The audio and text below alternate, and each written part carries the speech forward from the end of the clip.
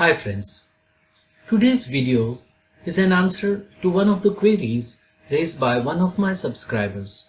He wants to know how do we insert alternate blank rows in Microsoft Excel.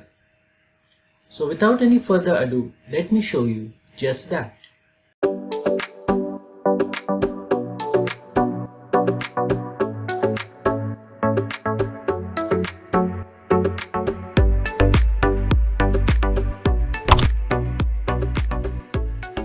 So friends, here you can see that we have a data file and the link for downloading this data file is given in the description of this video.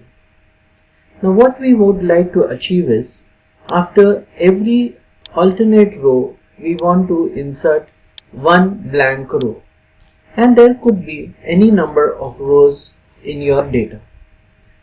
Now in order to achieve this, we'll insert one column over here and we'll give it the name as helper.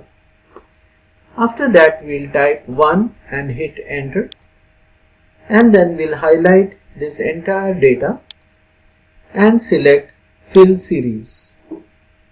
So you can see we are having 11 rows, so 11 numbers have been typed over here in a series.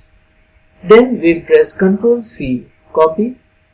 We'll click on the next cell and Ctrl V, paste. Then click anywhere inside the data and then select data, then select sort, and in sort select sort by helper column, smallest to largest, and then click on OK. So you can see alternate blank rows have been inserted.